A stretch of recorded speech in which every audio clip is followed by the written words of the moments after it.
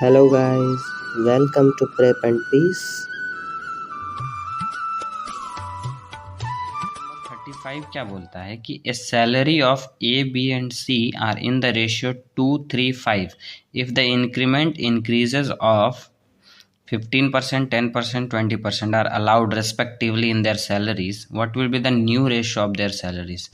मतलब सैलरी में जो भी था इन लोग का 2:3:5 के रेशियो में था, और पहला वाला ए का सैलरी 15% से बढ़ गया, दूसरा वाला का 10% से, तीसरा वाला का 20% से।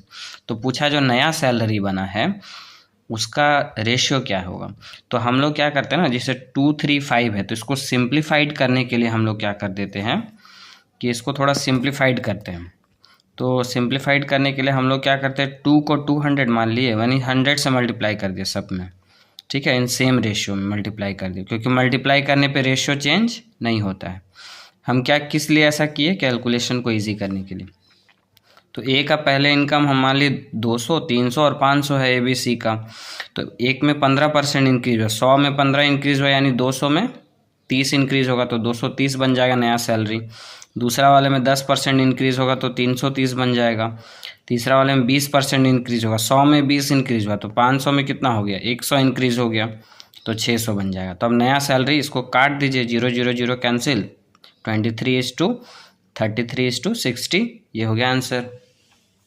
सिमिलर टाइप का क्वेश्चन है, यहाँ पे XYZ दे रखा है और नया सैलरी और पहले का रेशियो क्या है, 4 6 10 है, और इंक्रीमेंट अलग अलग वैल्यूज़ दिया हुआ, केवल वैल्यूज़ चेंज है, वही सेम टाइप का क्वेश्चन पूछा जा रहा है। तो अब हम लोग फिर से क्या किए, 4 को 400 मान लिए, 6 को 600 और 10 को 1000, यानी 100 से मल्टीप्लाई कर दिए सारे में। तो 25% का इंक्रीज़ होगा तो कितना होगा, यदि 100 में 25 इंक्रीज़ होता है तो 400 में 100 इंक्रीज़ हो जाएगा तो 500 बन जाएगा। उसी तरह से सिमिलरली 20% इंक्रीज़ होगा तो 720, 30% इंक्रीज़ होगा तो 1300। तो अब यहाँ से 0 0 0 कैंसिल हो गया, 2 से और कट जाएगा सारा में, जो भी चीज़ से काटेंगे, जो भी नंबर से काटेंगे वो सबको काटेंगे उसी नंबर से, ठीक है। तो 2 से काटे 25, 2 से 36, 2 से 65, तो ये हो गया नया रेशियो, आंसर है, ठीक है। सिमिलरली मूव करते हैं नेक्स्ट क्वेश्चन पे। नेक्स्ट क्वेश्चन 37 नंबर क्या बोलता है, the ratio of the incomes of A and B, A और बी का इनकम का रेशियो ये है, whereas the ratio of their expenditure, अब एक्सपेंडिचर का रेशियो क्या बोल रहा है, 4:7 है। मतलब इनकम इस रेशियो में हो रहा है और खर्च इस रेशियो में हो रहा है। If A and B save, A और बी 16,000 रुपये और 26,000 रुपये, यानी ए बचा रहा है 16,000 और बी बचा रहा है 26,000 रुपये, then what is the difference between their expenditure. तो उनके खर्च का क्या डिफरेंस है, डिफरेंस पूछ रहा है। डिफरेंस मतलब जिसका भी खर्च बड़ा होगा उसमें से छोटा वाला खर्च को घटा देंगे।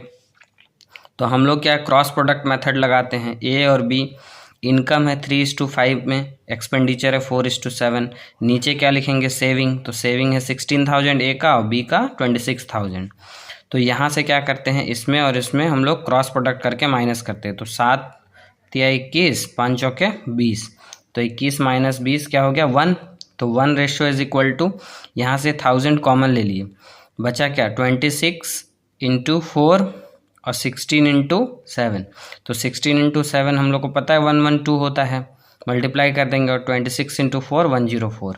तो यहाँ से कितना बचा, 8000 हो गया। 1 रेशियो का वैल्यू 8000। तो बाकी का रेशियो हम निकाल सकते हैं। 5 रेशियो का वैल्यू क्या होगा, 40,000। 3 रेशियो का वैल्यू क्या होगा, 24,000। 8000 से मल्टीप्लाई कर देना है और हमेशा टॉप वाला नंबर ही निकाल पाएंगे। तो इनकम हमको पता चल गया और सेविंग हमको पता है। अब यहाँ से कुछ लोग ये दिमाग लगा सकते हैं कि नहीं, एक्सपेंडिचर डायरेक्ट निकाल लें यहाँ से 7 × 8 करके, तो वो गलत हो जाएगा, ठीक है। वैसे नहीं कर सकते हम लोग, इस मेथड से क्रॉस प्रोडक्ट से केवल ऊपर वाला रेशियो को निकाल सकते, ठीक है, ये चीज़ ध्यान रखना है। तो एक्सपेंडिचर अब कैसे निकालेंगे, इनकम पता चल गया है एक का सेविंग पता है, तो इनकम माइनस सेविंग करके एक्सपेंडिचर निकल जाएगा, ठीक है। सिमिलरली यहाँ पे बी का इनकम 40,000 माइनस बी का सेविंग 26,000, उसका निकल जाएगा एक्सपेंडिचर का रेशियो। अब रेशियो क्या है, इसको एक्सपेंडिचर ही मान लीजिए। तो एक्सपेंडिचर किसका बड़ा है, बी का बड़ा है, तो बी का एक्सपेंडिचर माइनस ए का expenditure, 14,000 minus 8,000, 6,000 is the answer. Move करते हैं नेक्स्ट क्वेश्चन पे कि 7 years एगो, 7 साल पहले क्या हो गया, द एजेस इन ईयर, ए और बी का एजेस का रेशियो क्या था 7 साल पहले, 4:5. 7 year hence, hence मतलब 7 साल बाद, their ages will be in the ratio 5:6. what will be the ratio of their ages 6 years from now? मतलब नाउ से, अभी से, वर्तमान एज से 6 साल बाद क्या रेशियो होगा उसका। तो A:B, यहाँ पे मान लेते हैं हम करंट एज है नाउ वाला एज, तो 7 साल पहले 4:5 के रेशियो में, 7 साल बाद 5:6 के रेशियो में। अब यहाँ पे दोनों का डिफरेंस कितने साल का है, 7 साल पहले और 7 साल बाद में 14 साल हो गया, ठीक है। तो 14 यहाँ लिख दिए। अब यहाँ पे भी हम क्या देख रहे हैं, 1 का डिफरेंस, यहाँ पे भी क्या देख रहे हैं, 1 का डिफरेंस, तो 1:= अब यहाँ पे 14 5 जा करने का ज़रूरत ही नहीं, क्योंकि एक 5 है एक 6 है। 14 × 5 माइनस 14 × 6 कर देंगे यदि, तो 14 कॉमन भी ले लेंगे तो 6 - 5 1 हो जाएगा, तो 14 ही रह जाएगा। 1 रेशियो का वैल्यू 14, तो 5 का क्या हो जाएगा, इंटू 14 कर दिए तो 70, 4 से इंटू 14 कर दिए तो 56। अब ये जो 56 और 70 है, ये 7 साल पहले का एज है, तो हम लोग को 6 साल बाद का रेशियो चाहिए, अभी से 6 साल बाद ना। तो अभी का एज निकालने के लिए 7 जोड़ेंगे और 6 जोड़ देंगे, और कि 6 साल बाद क्या होगा। उसी तरह से 70 में भी 7 जोड़े और 6 जोड़ दिए, 6 साल बाद क्या होगा। तो ये हो गया 69/83, ये है आंसर।